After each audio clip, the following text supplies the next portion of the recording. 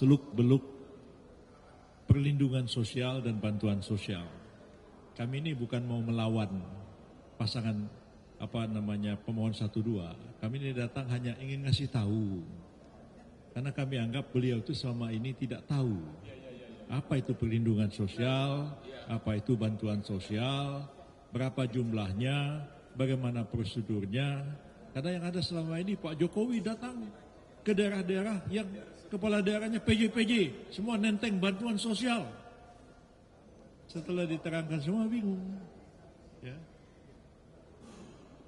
484 triliun, 492 triliun, itu 250 triliunan bantuan sosial, termasuk pelindungan sosial itu habis untuk subsidi BBM dan subsidi listrik. Nah, subsidi BBM dan listrik itu kan tidak dikasih duit orang itu.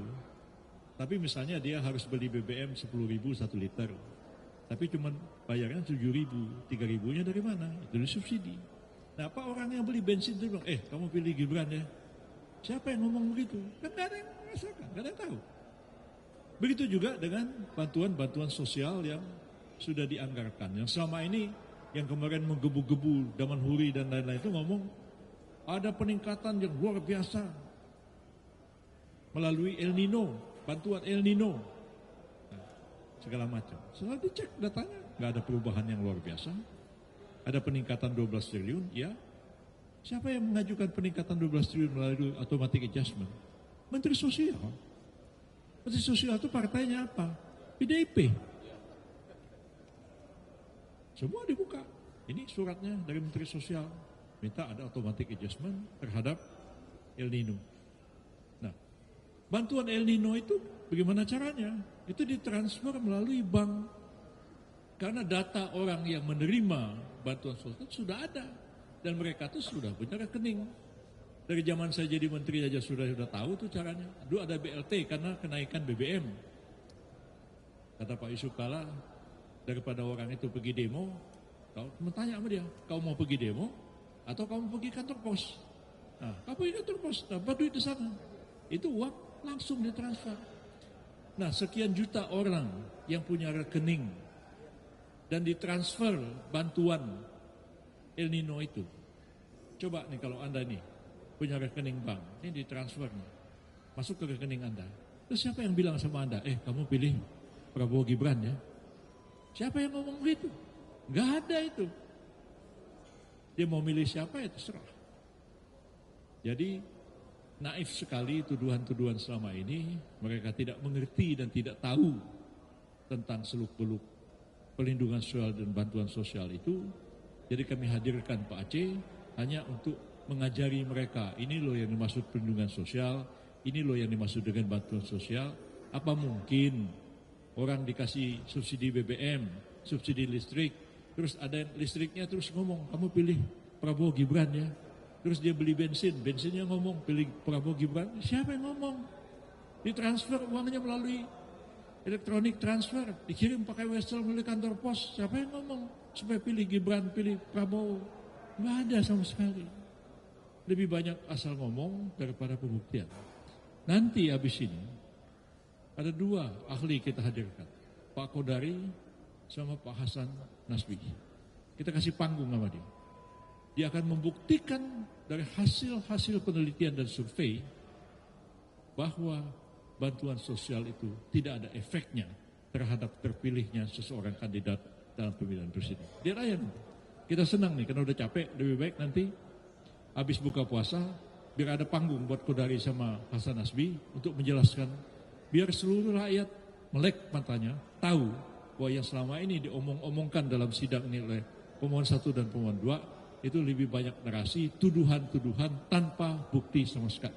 Sore ini kelihatan tampangnya pada lemes semua. Setelah dijelaskan oleh Pak Aceh, lemes, nggak bisa ngomong apa-apa lagi. Dituduh ini El Nino untuk beli. Tak tahu yang usul siapa? Bu Risma. Besok Bu Risma datang sini, silahkan aja cecer. Suruh Bu Risma berdiri di sini. Bu, benar nggak Ibu yang minta, yang melakukan automatic adjustment untuk El Nino sehingga terjadi peningkatan belasan triliun? Dan bagaimana caranya Ibu mentransfer uang itu kepada penerima El Nino? Biar Bu Risma ngomong di sini. Biar semuanya tahu jelas Tidak asal tuduh, tidak asal ngomong aja. Silakan bos. Oke, karena ini sudah hampir selesai pemeriksaan saksi dan bukti, sebagai pengacara senior kami sudah bisa menyimpulkan sendiri dalam hati kami, tapi juga akan kami sharing kebahagiaan ini. Ya, permohonannya itu pertama menyangkut Sirekap, ya, itu sudah terbantahkan karena ternyata Sirekap tidak dipakai sebagai acuan waktu keputusan pengumuman final suara. Padahal mereka selalu mengatakan curang. Berarti dalil gugatan mengenai Sirekap amblas. Kita dapat nilai 20. Ya udah 20 ya. Yang ketiga mengenai pejabat gubernur. Tadi sudah 4 pejabat mendatangkan semua ada dasar hukumnya, bahkan pernah digugat di MK. Mengenai PJ itu pejabat kepala daerah. Dan dibenarkan oleh MK. Oke? Tambah lagi nilai 20, udah 50 nilai kami dari tadi siang. Sore ini yang paling besar adalah menyangkut bansos. Benar-benar sangat mengejutkan. Nggak berkutik mereka satu pun. Apalagi namanya Mulia Lubis nggak berkutik, cuma pakai sila-sila bahasa Inggris. Lebih jago gua bahasa Inggris. Ya, yaitu apa? Ternyata mereka tidak sadari bahwa bansos itu hanya bagian kecil dari pelindungan sosial, Pelinsos. Pelinsos itu 400 triliun lebih. Untuk 2023 bansos hanya sekitar 90-an. Dan itu pun nambah, itu tadi oleh Bung Yusril sudah kata, yang datang ke DPR ke Komisi 8 justru Ibu Risma yang minta tambahan untuk El Nino. Kemudian mereka dengan saksinya nggak tahu dari mana saja bilang bahwa Jokowi melakukan korupsi karena mengambil sisa anggaran dari kementerian lain untuk pelinsos atau bansos. Ternyata di Undang-Undang APBN itu boleh, semuanya boleh. Ya, jadi dari bansos tadi hakim juga tadi pendapatnya juga semuanya mengarah tidak membantah. Tadi sore ini kita dapat nilai 70, jadi sudah 100-0. Sudah 100-0 selesai. Ya, jadi kenapa? Sudah 100-0. Jadi makanya saya sendiri mungkin akan pulang sudah tenang, sudah 100-0, 01. Yang satu lagi, yang sayang tadi si Bambang nggak ada, yang suka bilang gua hot man katanya. Ternyata kalau Jokowi datang ke daerah itu bagi-bagi sembako bukan dari kantong pribadi, tapi itu dari DTKS, dana kesejahteraan terpadu dari Kementerian Sosial yang nama-namanya sudah ada. Hanya Jokowi secara simbolik di 20 titik membagi-bagi, tapi dari bansos yang sudah masuk dalam anggaran, dan mereka tidak tahu itu. Jadi kalau ke daerah Jokowi itu nggak pakai duit sendiri, itu dari yang sudah ada di anggaran, bahkan namanya pun ada di daftar di TKS tadi itu, daftar terpadu yang sudah disetujui. Jadi semuanya sudah gugur. Saya sudah bisa pulang sebentar lagi dengan tenang. Sayonara Bambang, sayonara siapa lagi? Apa? Iya nggak apa, saya udah, kan saya udah yakin menang, untuk apa lagi? Cukup lah ya. Jadi sudah 100-0. Silakan. Ya, jadi teman-teman saya nggak panjang-panjang karena sudah jelaskan tadi, tapi ada 2 poin penting. Tadi kan sudah jelaskan tentang PJ dan bansos. Saya hanya ingin memberikan bukti saja dengan adanya sidang hari ini bahwa tadi Pak Aceh atau Pak Wilchard ya. Satu lagi siapa tadi?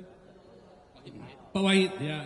Pak Wahid atau Pak Wilchard mengatakan bahwa ini kan di Komisi 8 yang membawahi tentang bansos ini, ya kan? Ternyata dari 53 katanya anggota DPR di Komisi 8 yang selama ini juga membawahi bansos dan tentunya mereka juga ikut mungkin mengawasi dan membantu menyalurkan bansos ini, ya, ke rakyat mungkin mengawasi. Ternyata dari 53 itu yang terpilih menjadi DPR kembali sekarang ini hanyalah 21 ya. Menurut saya lebih kurang begitulah. Tapi lebih banyak yang tidak terpilihnya. Ya, inilah suatu bukti nyata bahwa bansos itu tidak berpengaruh apapun terhadap elektoral dari seseorang untuk terpilih atau tidak. Jadi ya, kedua, nah ini nanti Anda harus tunggu ini. Di akhir persidangan tadi, kami sudah menanyakan melalui majelis hakim kepada pemohon 1 dan pemohon 2. Sudah berjalan perkara ini sekian lama. Saksi-saksi sudah diperiksa begitu banyak. Bukti-bukti sudah diperiksa sekian banyak juga. Lantas kami tanya melalui majelis hakim, karena ini adalah sengketa pilpres, yang intinya adalah sengketa tentang perhitungan suara hasil pemilu. Saya tanya, sekarang sebenarnya berapa sebenarnya jumlah suara yang diperoleh oleh pemohon 1, pemohon 2, yaitu paslon 1 dan paslon 3, ya, berapa jumlah suaranya dan berapa yang menurut mereka jumlah suara yang tidak benar terhadap kami punya, dan berapa sebenarnya yang benar menurut mereka. Kan ini intinya kan? Gak bisa dong bilang saya diskomunikasi Anda, tapi dia sendiri gak bisa buktikan dia suaranya sebenarnya berapa. Gak mungkin itu. Nah ini tadi terpotong, mungkin hakim akan memberikan kesempatan untuk menjawab itu nanti sehabis sekarang ini. Tunggu, jadi belum selesai di permainannya ya. Kita tunggu, ya tunggu. Berapa suaranya ya? Oke. Untuk merayakan 100 ini, itu harus gaya Hotman Paris semuanya.